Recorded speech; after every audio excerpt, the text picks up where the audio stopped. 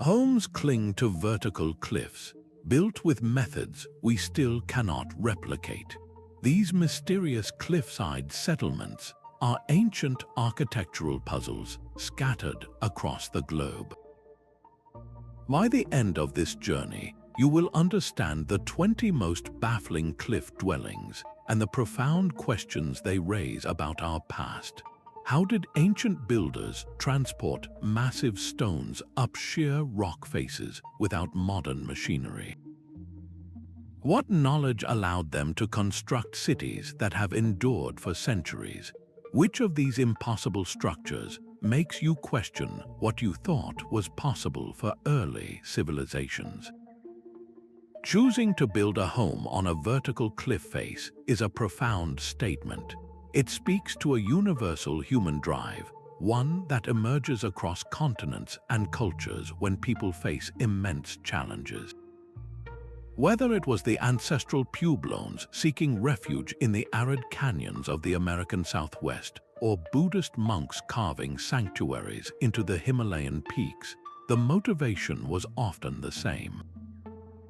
These were not random acts of construction. They were deliberate choices made for protection during periods of conflict, for accessing scarce resources, or for pursuing spiritual solitude high above the mundane world.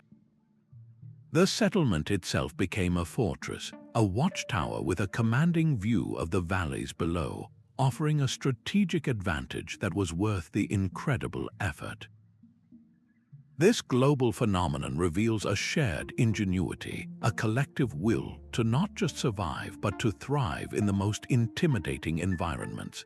The planning alone must have been staggering. How do you coordinate the hauling of materials, the shaping of rock, and the sustaining of a community on a sheer rock wall?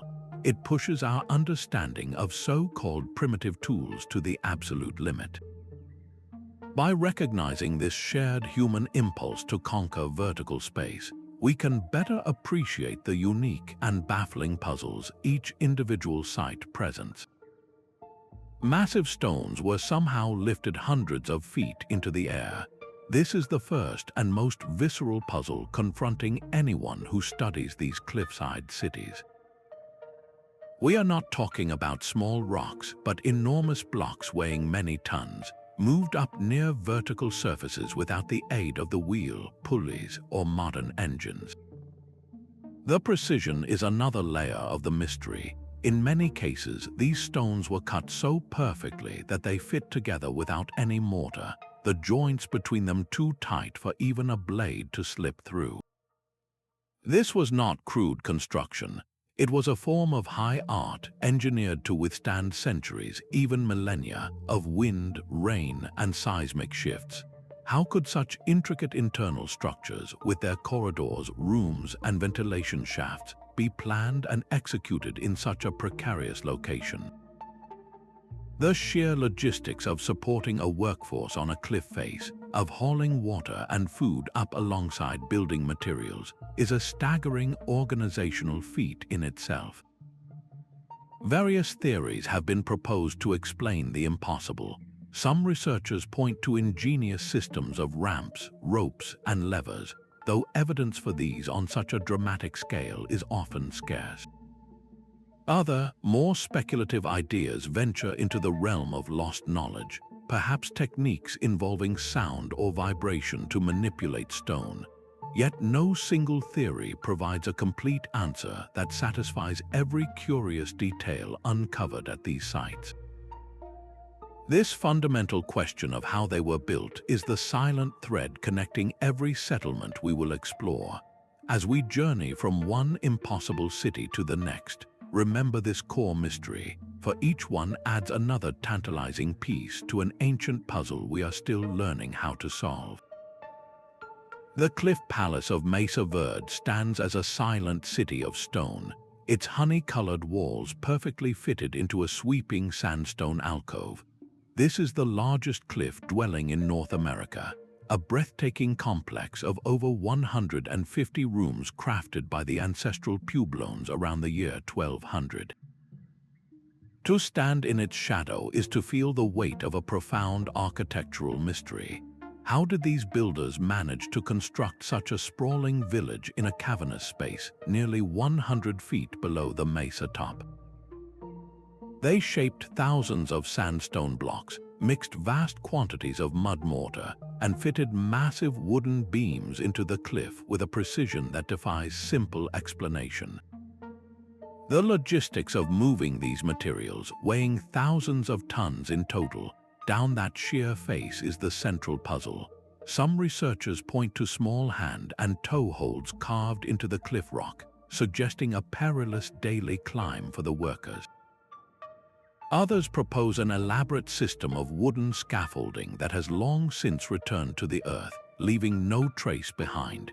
Yet neither theory feels entirely complete for a project of this immense scale. Then, around the year 1300, the people left. The cliff palace was abandoned, its rooms emptied of life for reasons that remain unclear to this day. This grand structure, with its dual mysteries of creation and departure, sets a remarkably high bar for the engineering marvels that follow. From the silent canyons of Mesa Verde, our journey takes us across the ocean to the heart of Greece, where the very landscape seems to defy gravity. The monasteries of Meteora rise from the plain like stone giants, their summits crowned with sanctuaries that touch the sky. Beginning in the 14th century, hermit monks sought the ultimate solitude and protection here, scaling these immense natural pillars to build a community in the clouds. Their first challenge was simply reaching the top. They relied on removable rope ladders or were hauled up in nets, a dizzying ascent in a basket suspended hundreds of feet in the air. This was not just a test of faith, but a deliberate security measure, insulating them from the political and military conflicts that swept the lands below. Once on those precarious summits, the real work began. Every single item required to build a multi-story monastery had to be lifted from the ground. This included massive stones for foundations, heavy timber for beams, and clay for bricks, all hoisted by hand with ropes and primitive winches. The rock pillars themselves offered very little flat, stable ground. How did they engineer foundations strong enough to support large buildings on such uneven and eroded stone peaks? The logistical skill required to coordinate this effort, with workers perched on narrow ledges and materials swinging in the wind, is a form of engineering that still baffles historians. While faith provided the powerful motivation, the physical creation of Meteora stands as a breathtaking testament to a human determination that borders on the impossible. High on the sun-baked cliffs of Mali, the Bandiagara Escarpment tells a story of two peoples and one impossible home. For centuries, these dramatic sandstone cliffs have hosted a succession of inhabitants, beginning with the Telam people who constructed the very first dwellings that cling to the rock face. Their architecture was a masterclass in integration, using local mud and stone to build structures that appear to grow directly from the cliff itself, a perfect camouflage against the harsh environment. Yet the true mystery is one of scale and access. The Telam were a people of notably small stature, and they built their homes and granaries at heights that would challenge even the most experienced modern climber with all our advanced gear. How did they transport their building materials and their harvests to these dizzying perches, to niches in the rock that feel nearly unreachable even today? The local Dogon people who later inherited these sites share legends that the Telam possessed the ability to fly. This is likely a beautiful metaphor, a cultural memory of their astounding climbing prowess and their seemingly supernatural skill in navigating the vertical world. Researchers have tried to understand the techniques, perhaps involving intricate systems of ropes and woven fiber ladders, but no explanation fully captures the ease with which the Telam must have operated at such heights. This is not just a puzzle of engineering, but one of cultural continuity. The Dogon did not destroy the Telam settlements, they adopted and adapted them, layering their own rich spiritual traditions onto the existing architecture. This African marvel shows us that the drive for cliffside living was not just about defense or solitude, but about a deep, sustained relationship with a landscape, a testament to human adaptation written in mud and stone upon a sheer cliff face. While the Telem built with mud and stone, another civilization achieved the opposite, carving their city directly from the mountain itself. The ancient city of Petra emerges from the rose-red cliffs of southern Jordan like a mirage made solid, a breathtaking feat of Nabataean engineering that began over 2,300 years ago. Here, the builders did not construct upward, they carved inward, sculpting monumental tombs and temples from the living rock in a process that seems almost inverted. The most iconic of these, the structure known as Al-Khosneh or the Treasury, was created from the top down. Imagine the audacity of this approach. Workers would have begun at the highest point of the cliff face, carefully cutting and shaping the elaborate columns and statues, all while dangling from ropes or standing on temporary wooden scaffolds. A single miscalculation in the initial planning phase, one error in judging the rock's integrity, and the entire facade could have been ruined. This top-down method required an almost supernatural foresight, a complete mental blueprint of the finished structure before the first strike of the chisel. The specialized tools they used to achieve such crisp, intricate details in the hard sandstone are not fully detailed in any surviving records, leaving a gap in our understanding of their precise methods. Yet the mystery of Petra extends far beyond its carved facades. To sustain a bustling metropolis in the heart of a desert, the Nabataeans engineered one of the ancient world's most sophisticated water management systems. They channeled seasonal flash floods through a network of dams, tunnels, and cisterns, turning a barren canyon into a lush, habitable center of trade. This combination of artistic vision and practical genius raises a profound question. How did one culture master both the grand artistry of rock carving and the complex civil engineering required to support a city in such a harsh environment? Petra is not merely a collection of beautiful tombs. It is a monument to a holistic technical prowess that we are still striving to fully comprehend, a testament to what can be achieved when a culture learns to speak the language of stone itself. Northeastern Arizona holds another masterpiece of high-altitude living, where deep canyons carve through the desert. Within the vast alcoves of Canyon de Chelly, the ancestral Puebloans built settlements like the iconic White House ruin, not just against the cliff, but deep within its protective caves. This choice presented a unique architectural puzzle. How do you construct a multi-story village inside a cavern, ensuring its walls bond securely with the natural rock ceiling and floor? The builders used local sandstone blocks and mud mortar, but the true ingenuity lies in how they anchored their creation to the cave itself. They engineered these structures to become one with the living rock, a fusion that provided incredible stability for centuries. Reaching these homes was a feat in itself. Access was often limited to a single, narrow ledge or required a perilous descent down the sheer cliff face, a design that offered clear defensive advantages. Inside the caves, the temperature remained remarkably stable, cool in the scorching summers and sheltered from the bitter winter winds. This was not a battle against the environment, but a partnership with it. The placement of rooms, the flow of air, and the use of sunlight were all calibrated to the rhythms of the canyon. This deep, intuitive understanding of their landscape allowed a thriving community to exist in a place that seems, at first glance, utterly inhospitable. The silent, enduring beauty of White House ruin speaks of a people who did not simply occupy a space, but who listened to it and built in harmony with its every contour.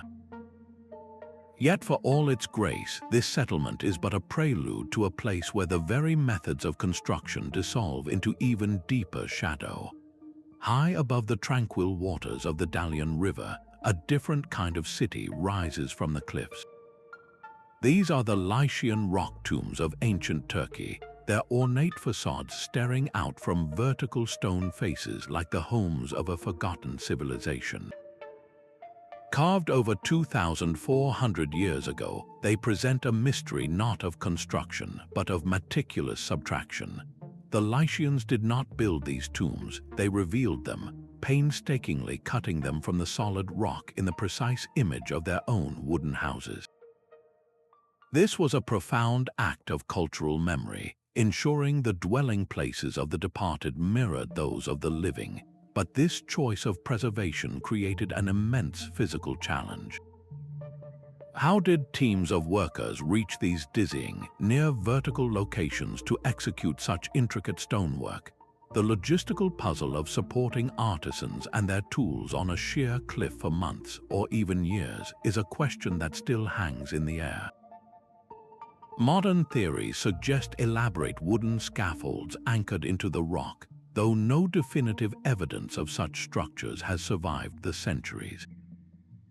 The local belief offers a poetic clue to this mystery. The Lycians held that winged spirits carried the souls of their loved ones to the afterlife. This beautiful symbolism could be a cultural echo of the construction itself, a memory of workers who seem to possess an almost supernatural ability to defy gravity, clinging to the rock face to create eternal resting places that were, in their own way, a final flight. This funerary architecture reveals a culture so deeply connected to their rugged landscape that they carved their most sacred spaces directly into its heart, blending the domestic with the divine in a way that continues to inspire awe. From these silent homes for the departed, our journey now takes us to a fortress built for the living, a place where the very stone was shaped into an impenetrable stronghold. Power and paranoia carved a kingdom from the sky in ancient Sri Lanka. The Sigiriya rock fortress is a massive stone column that juts nearly 200 meters straight up from the jungle floor, and in the 5th century, a king named Kasiyapa chose its summit as the site for his impossible palace. This was not a community seeking refuge, but a single ruler's audacious statement of authority and fear. He transformed the entire rock into a fortified city, complete with luxurious palaces, elaborate water gardens, and imposing defensive walls, all perched on a summit with a commanding view of the surrounding plains. The very access was a psychological masterpiece, a gateway stairway that once passed between the colossal carved paws of a lion, a symbol of terrifying power meant to intimidate all who approached. But the true, enduring mystery lies in the logistics. How did his builders transport the countless tons of materials required for such luxury up that sheer face?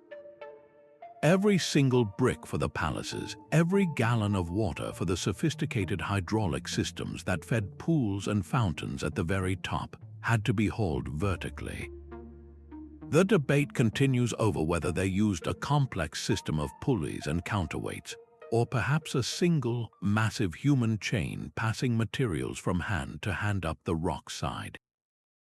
Amidst this staggering engineering effort, artists were at work in the most precarious of locations. They created breathtaking frescoes of celestial maidens on a sheltered, vertical rock face and polished a section of the rock into a mirror wall so fine it could reflect the king as he passed. This fusion of raw defensive power, opulent luxury, and refined artistry on a single rock column is what makes Sigiriya so bewildering. It stands as a monument to how the driving force of one individual's ambition can produce architectural marvels that defy logical explanation for centuries to come.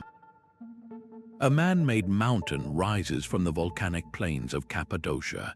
Uchisar Castle is not built upon a hill. It is the hill itself, a colossal cone of soft rock hollowed into a labyrinthine fortress. This is the ultimate expression of subtractive architecture, where the city was not constructed but carefully excavated from within. Generations of people, from the Hittites to the Byzantines, carved their homes directly into the volcanic tuff, a unique stone that is soft and easy to work when first exposed, then hardens into a durable shell upon contact with the air. This allowed for the creation of an entire vertical settlement, a hive of rooms, storage chambers, and stables all stacked within a single, towering rock formation. The true genius lies in the unseen planning. How did these ancient engineers map out a multi-level city inside a solid rock cone, ensuring structural stability while integrating complex systems for fresh air and water? They carved hidden ventilation shafts that reached from the deepest chambers to the sky, and designed intricate channels to collect precious rainwater, all without the benefit of modern geological surveys or architectural software.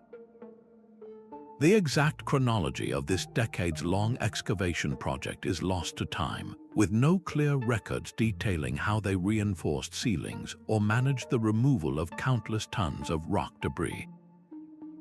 This was urban planning in reverse, a testament to a profound understanding of the living rock. Uchisar Castle stands as a monumental question, challenging our very definition of a city and showcasing the stunning potential of a civilization that chose to carve its home from the heart of a mountain. From this carved fortress in Turkey, our path leads us to an entirely different kind of aerial mystery, high in the thin air of the Andes. Perched on a razor-thin ridge high in the Andes, the stone terraces of Machu Picchu cascade down slopes so steep they seem to belong to the clouds. This Inca sanctuary is a masterpiece of integration where architecture and mountain are inseparable partners. While not clinging to a vertical cliff in the traditional sense, its location is no less impossible. A carefully chosen saddle between towering peaks that demanded every ounce of Inca engineering genius. The builders employed a technique known as ashlar masonry, cutting massive granite blocks with such incredible precision that they fit together without any mortar. These stones, some weighing many tons, were quarried right on the mountaintop itself, but this only deepens the central mystery. How did they move these colossal blocks across the site's complex, uneven, and often dangerously steep terrain? The logistics are staggering to contemplate. Theories suggest they may have used earthen ramps, teams of workers with ropes, or even a system of rolling the stones on logs. Yet no single explanation fully accounts for the ease and precision with which they maneuvered such weight in such thin air. The city's design reveals a profound understanding of its environment. Walls flow around natural rock outcrops, windows frame celestial events, and the entire layout harmonizes with the sacred landscape. This was not a conquest of the mountain, but a conversation with it. The sophistication of Machu Picchu lies not just in its earthquake-resistant walls, but in this deep, spiritual alignment with the heavens and the earth. Such breathtaking precision in one of the world's most inaccessible places makes you wonder what other construction secrets are still hidden within the folds of the Andes. Deep in the Peruvian Andes, a sister city waits in profound silence. Choquequirao, whose name translates to Cradle of Gold, is every bit the marvel that Machu Picchu is, yet its story is carved into an even steeper and more remote ridge. The sheer ambition of its construction is staggering. To create a flat, stable surface for building and farming on such a precipitous slope, the Inca engineers built a cascading series of agricultural terraces that appear to stitch the mountain itself together. These were not simple garden plots, they were massive retaining walls, engineered to hold back the immense pressure of the hillside and prevent catastrophic erosion. How did they design these structures to withstand centuries of torrential rain and earth tremors without modern geotechnical knowledge? The specific composition of the soil layers and the hidden internal drainage systems they developed remain a focus of intense study, as their methods for securing the entire mountainside are not fully mapped. The logistical challenge of building here surpasses even that of its famous sibling. Every single stone, every tool, every provision had to be transported along treacherous mountain paths, a journey that still tests modern hikers to their limits. The workforce that built this city did so while cut off from the wider world, a testament to an almost unimaginable collective will. Yet within this harsh, logistical nightmare, artistry flourished. On one set of terraces, the Inca craftsmen created stunning geometric mosaics, embedding white quartzite stones into the dark walls to form graceful llama motifs. This was more than decoration, it was a symbolic act, a declaration that even in the most demanding circumstances, human culture finds a way to express its deepest connections to the world around it. Choquequirao's extreme isolation has been its greatest preservationist, keeping its secrets intact and offering us a purer, more untouched window into the mind of the Inca engineer. This remote complex forces us to ask not just how they built it, but what incredible societal organization made such a project possible in the absolute middle of nowhere. From this Andean cradle of gold, our journey carries us across the globe to the arid landscapes of the Middle East. King Herod the Great carved a paradise from sheer rock in the middle of the desert. The Masada Fortress stands on an isolated plateau overlooking the Dead Sea, a place where the king's ambition defied both nature and logic. On its northern cliff face, he constructed a series of hanging palaces, engineering luxurious living quarters on 3 separate rock terraces that seemed to float against the abyss. Building these structures required more than just will. It demanded the creation of immense supporting walls to form level foundations on the precipitous slope. Every piece of material, from the fine Roman tiles for the baths to the massive stones for the walls, had to be hauled up paths so steep they were barely navigable. This was royal opulence engineered in one of the most arid and inaccessible locations imaginable. Yet the true marvel of Masada is not its palaces, but its hidden lifeblood. Herod's engineers executed a breathtaking feat of hydraulic mastery. They designed a system to capture the rare, violent flash floods that swept through the surrounding wadis, channeling the precious water through a network of dams and aqueducts to a series of vast cisterns carved deep inside the mountain itself. In a climate where rain was a fleeting event, they ensured the fortress could hold enough water to sustain a small army for years. How did they calculate the precise angles and volumes needed to fill these underground reservoirs from such unpredictable rainfall? The combination of this sophisticated water management with the hanging palaces represents a command of resources and labor that feels almost supernatural. While Masada is famously a symbol of a later, desperate stand, its creation is a separate story entirely, one of a king who could seemingly command the very rock to provide luxury and the desert to yield water. This desert fortress stands as a powerful testament to how the management of water was often the most critical and most mysterious engineering challenge for any cliffside settlement. In northwestern Iran, an entire village seems to have grown directly from the earth. The Kandovan rocky village is a cluster of extraordinary cone-shaped formations, each one a natural pyramid of soft volcanic rock, and nearly every one is a home that has been occupied for over 700 years. This is not a forgotten ruin, but a living, breathing community where ancient architectural methods are part of daily life. The rock itself is the key, a compacted layer of volcanic ash and debris that is surprisingly soft to carve into when first excavated, yet hardens over time into a durable shell. This allowed generations of residents to hollow out their dwellings room by room, creating a multi-story, honeycombed city without ever adding an external wall. The true engineering mystery is not how they began, but how they ensured these man-made caves remained stable and habitable for centuries. The techniques for judging the rock's integrity, for knowing exactly how deep to carve and where to leave supporting pillars, were not written in any manual. This was knowledge passed from parent to child through oral tradition, a deep, intuitive understanding of the living stone.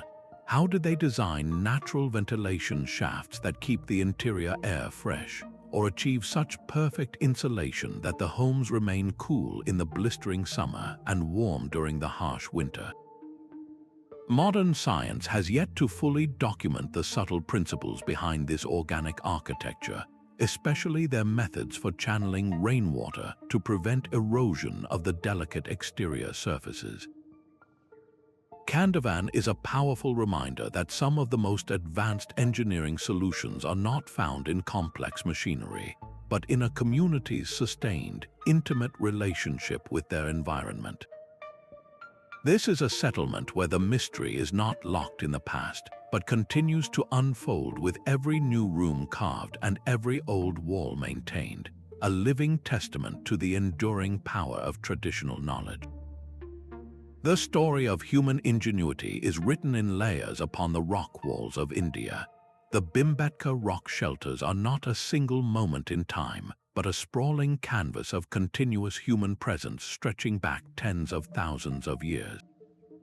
Here, evidence of life begins in the Paleolithic era, with later generations modifying the natural sandstone overhangs, carving out walls and platforms to transform simple shelters into semi-permanent homes. The profound mystery of Bhimbetka is not one of sudden, spectacular construction, but of slow, persistent adaptation. How did countless generations, from ancient hunter-gatherers to more settled communities, approach the same rock faces with the same basic goal, to make a home within the stone? The techniques they used to shape these shelters, the specific tools and methods for cutting and reinforcing the rock, are not detailed in any chronicle, leaving us to piece together their practical knowledge from scant archaeological clues. The magnificent rock art offers a breathtaking glimpse into their world, depicting scenes of dance, hunt, and ritual, but it is silent on the practicalities of construction. This site offers a deep-time perspective on our relationship with cliffs, showing it not as a single event of defiance, but as a long, patient conversation between humanity and geology.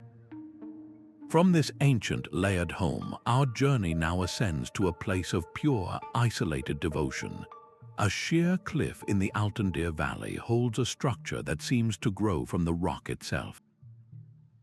The Sumela Monastery clings to a vertical face 1,200 meters high, a spiritual fortress founded in the 4th century and refined over a millennium. Its creation was an act of profound faith and staggering logistics. To build a multi-story sanctuary on such a narrow, precipitous ledge required more than just devotion. It demanded a masterful understanding of vertical engineering. Every stone for its walls, every timber for its supports, had to be hauled upwards by rope or carried up treacherous ladders, a constant, dizzying ballet of men and materials against the void. The builders did not just construct on the cliff, they carved directly into it, hollowing out chapels and living quarters from the living rock, ensuring their creation was physically bonded to the mountain.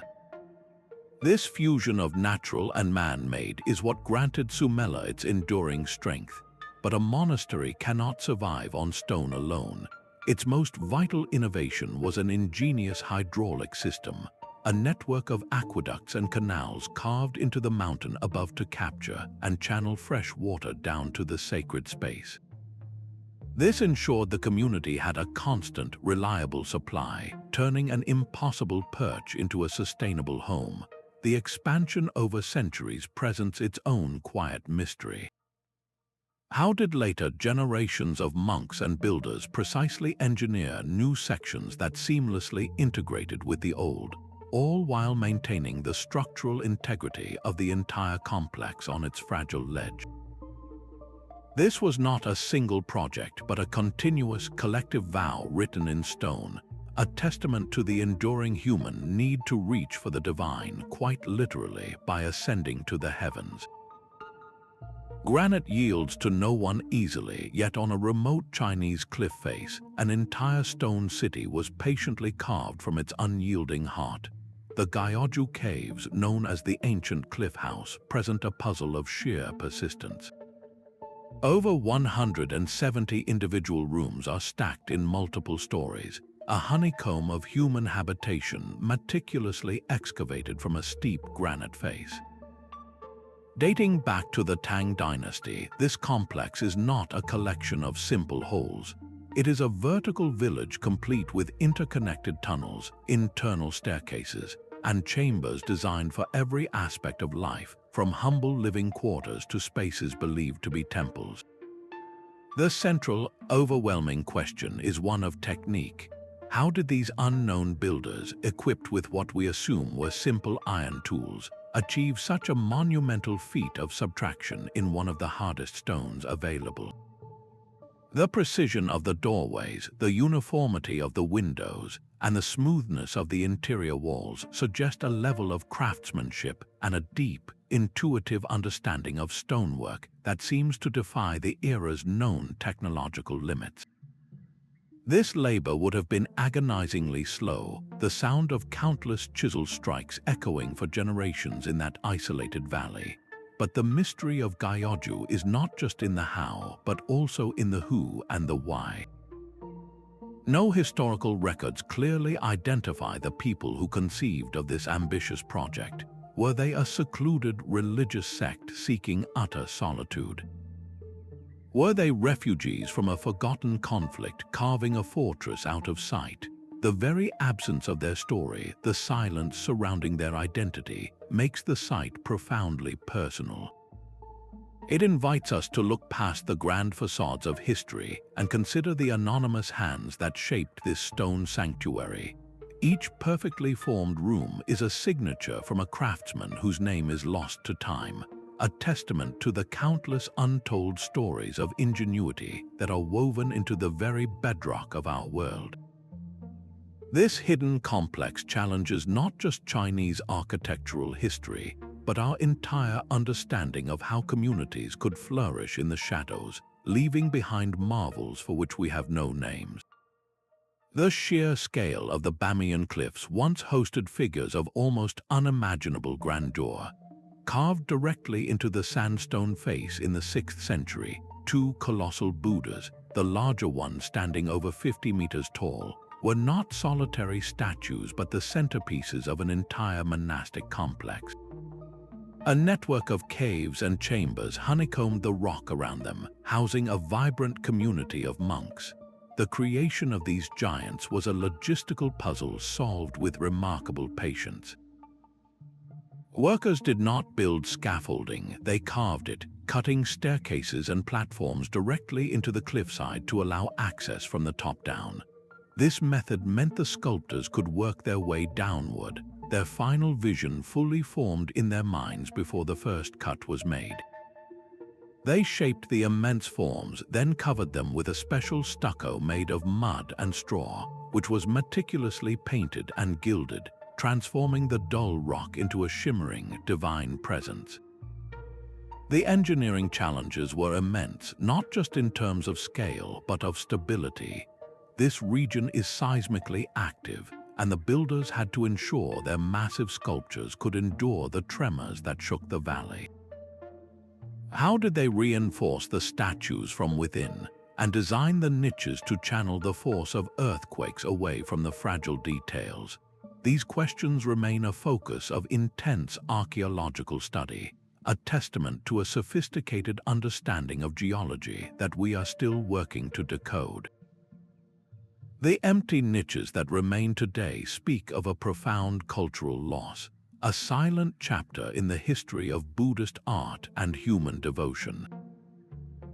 The very emptiness forces us to contemplate the immense cultural and spiritual forces that could drive a society to undertake such a monumental, generations-long project, reminding us that these cliffs were far more than stone. They were a testament to faith carved into the sky itself. 5 stories of ancient apartment rise from a sheer limestone wall, a complex of 20 rooms suspended 100 feet in the air. This is Montezuma Castle, a name bestowed by later settlers who mistakenly linked it to the Aztec emperor, but its true builders were the Sinagua people of Arizona. Around 700 years ago, they chose this towering alcove not for a king, but for an entire community, crafting a vertical village that remains one of North America's best preserved cliff dwellings. The construction itself is a puzzle box of practical choices. They used local limestone blocks held together with mud mortar, while massive sycamore beams, hauled from the valley floor, were slotted into the cliff to support each of the 5 distinct floors. The most immediate question is how they even began work on the upper levels. There are no signs of permanent scaffolding, no enduring marks of a fixed support system anchored into the rock.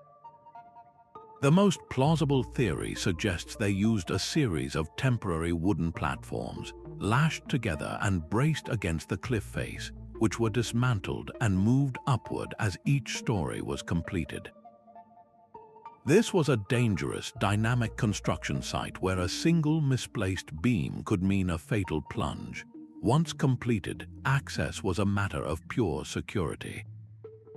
The inhabitants almost certainly used long, removable ladders, pulling them up into the alcove to sever the only connection to the world below, transforming their high perch into an impenetrable fortress. This return to a core theme, the defensive imperative, is starkly clear here. The Sinagua were not just seeking a view, they were seeking safety, a refuge from the conflicts and uncertainties of their time. Yet the deepest mystery is not why they left, for they abandoned the site long before outside contact, but how they achieved such lasting perfection with such temporary means. The sycamore beams still rest in their original sockets, a silent testament to a logistical plan so flawless that the structure has needed no one to maintain it for centuries. It stands as a monument to communal foresight, a powerful reminder that the greatest strength of these settlements was often not just their height, but the invisible social organization that made building them possible. A vast mountain conceals a city within its heart. The Vardzia cave monastery is not a building on a cliff, but the cliff itself, transformed into a vertical labyrinth of faith and community. In 12th century Georgia, Queen Tama ordered the creation of this breathtaking sanctuary, a complex of over 600 rooms, chapels, and halls carved across 13 distinct levels into the soft volcanic tuff of the Irasheti mountain. This was not a retreat for a handful of hermits, but a self-sufficient city designed to shelter as many as 2,000 monks, with its own bakery, storerooms for wine and grain, and even a sophisticated irrigation system to water terraced gardens on the mountainside. The sheer scale of the planning is what first astounds. How did the architects visualize a 13-story city inside a mountain, mapping out the placement of every chapel, staircase, and water channel before a single stone was cut? They had to ensure that carving out one chamber would not weaken the entire structure, a feat of subterranean engineering that would challenge modern architects even with advanced technology. The volcanic rock was forgiving to work with, yet this very softness demanded incredible foresight to prevent collapse over time. The entire complex was designed around its spiritual heart, a magnificent central church whose walls were once adorned with vibrant frescoes. But Vardzia was more than a monastery, it was also a fortress. Its main entrance was a hidden tunnel, a secret passage that could be sealed off from the inside, making the city nearly impregnable to invaders. This dual identity as both a sanctuary and a stronghold represents the peak of medieval rock-cut architecture.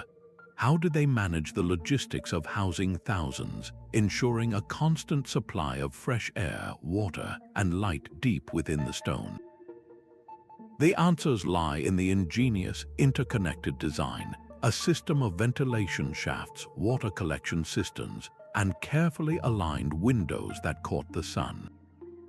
Vardzia stands as a testament to a civilization that could look at a solid mountain and see not an obstacle, but a promise of protection, community, and divine connection, all masterfully carved into a single living rock. The Puye cliff dwellings in New Mexico stretch across a vast volcanic landscape, a two-tiered city in the sky where life unfolded both on the mesa top and within the cliff face itself. For nearly 700 years, from around 900 CE, the ancestral Puebloans carved their homes directly into the soft volcanic tuff of the Puye Mesa, creating a sprawling community that housed over 1,000 people. The two levels of their settlement reveal a fascinating social logic.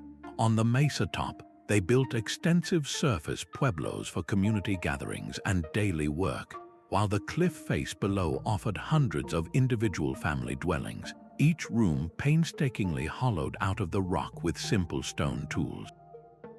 Access between these two worlds was a constant negotiation with gravity. A network of narrow paths and long wooden ladders connected the mesa top to the cliffside homes, a vertical highway that required sure footing and immense trust in your community. This arrangement was not accidental. It provided an unparalleled defensive position, allowing lookouts on the mesa to spot distant travelers while families could retreat to the security of the cliffside at a moment's notice. But the true marvel of Puye is not just its architecture, it is the story of survival it tells. In this arid environment, sustaining such a large population required a deeply sophisticated social organization. They developed shared systems for collecting and storing water, for farming the difficult land, and for managing their precious resources. Every aspect of life was a collective effort, from the construction of the dwellings to the harvest on the mesa. This level of cooperation hints at a complex society with shared values and a clear communal vision. Yet, like so many of these sites, the story at Puye eventually reaches a quiet end. By the 1580s, the dwellings were empty. The specific reasons for their departure are still debated by researchers, a puzzle of environmental shifts and social changes that we may never fully solve. As we approach the final settlement on our list, the collective story of these 20 sites begins to form a profound pattern. It is a narrative not just of stone and mortar, but of the invisible bonds of community that made such impossible cities a reality. Our final stop takes us beneath the sun-baked earth of Tunisia to a landscape that hides its homes from the sky. The Berber people of Matmata perfected a form of architecture that is the inverse of everything we have seen, carving their dwellings not up on a cliff but down into the ground. Here, the process begins by excavating a vast, open pit, a central courtyard that sinks deep into the soft earth. From the walls of this enormous crater, rooms are then carefully tunneled outward, creating a protected, inward-facing community that lives within the earth itself. The result is a labyrinth of cool, quiet chambers, with the central courtyard serving as the communal heart, a shared space for light, air, and daily life. The true genius of Matmata is not in its initial excavation, but in the accumulated wisdom required to make these pits safe and comfortable for generations. The techniques for judging soil stability, for carving arches that will not collapse, and for engineering hidden ventilation shafts to ensure a constant flow of fresh air are knowledge passed down through families. These builders possessed an innate understanding of drainage, sculpting the floors and channels to manage the rare but powerful desert rains, protecting their sunken homes from becoming flooded chambers. While these homes gained global fame as a filming location for a desert planet in a famous science fiction saga, their real story is one of profound adaptation. The origins of this unique architectural style are not clearly documented in ancient texts, leaving its initial inspiration shrouded in mystery. Was it born from a need for defense to create a settlement invisible from the horizon? Or was it a brilliant solution for thermal regulation, a way to escape the searing heat and freezing cold of the desert climate? This final settlement beautifully expands our definition of a cliffside home. It demonstrates that the human drive to seek shelter within the earth itself is just as powerful as the impulse to build towards the sky. Matmata is a living library of traditional knowledge, a place where the very ground offers protection, and where the mystery lies not in a single act of construction, but in the enduring, whispered wisdom of how to live in harmony with a harsh and beautiful world. From the sunken courtyards of Matmata to the cloud-piercing sanctuaries of Meteora, a profound pattern begins to emerge. These 20 settlements, scattered across continents and centuries, are bound by a shared set of mysteries that whisper to us from the stone. How did so many cultures with no apparent contact arrive at the same breathtaking solution of building into the vertical world? The first and most visceral puzzle is the movement of materials. We see massive stone blocks at Petra, endless supplies hauled up Sigiriya, and timber beams carried into the cliffs of Mesa Verde, all accomplished without the wheel or modern machinery. The most accepted theories point to simple machines, the elegant physics of levers, ramps, and ropes, yet picturing teams of workers slowly inching a multi-ton block up a sheer rock face with just these basic tools feels almost too simple, leaving us to wonder if some vital piece of the process has been lost to time. This leads directly to the second great mystery, the astonishing precision. From the mortarless joints of Machu Picchu to the laser-straight lines of the Bandiagara granaries, the craftsmanship speaks of a deep, intuitive understanding of geometry and stone. Was this knowledge meticulously passed down through generations of artisans, or could it hint at a more unified, advanced understanding of mathematics and engineering than we have previously credited to these ancient cultures? The third recurring enigma is access. How did builders and residents safely navigate these dizzying heights day after day? The answer likely lies in temporary wooden scaffolding and intricate rope systems that have long since decayed, leaving behind only empty sockets in the cliff face or faint impressions in the rock, clues that are frustratingly incomplete. This absence of physical evidence is the core of the problem. For most of these sites, we have no written plans, no preserved toolkits, no first-hand accounts of the construction. We are left with the magnificent final product, but not the instruction manual. This void has naturally given rise to more speculative ideas, from the use of lost technologies to theories about harnessing natural energies. Yet the most compelling explanations may not be technological at all, but social and spiritual. The role of community labor cannot be overstated.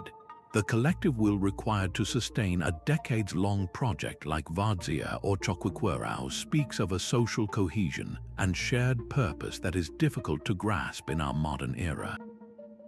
This was often fueled by powerful motivations, whether it was the defensive fear that built Masada, the royal ambition behind Sigiriya, or the profound faith that raised the monasteries of Meteora and Sumela.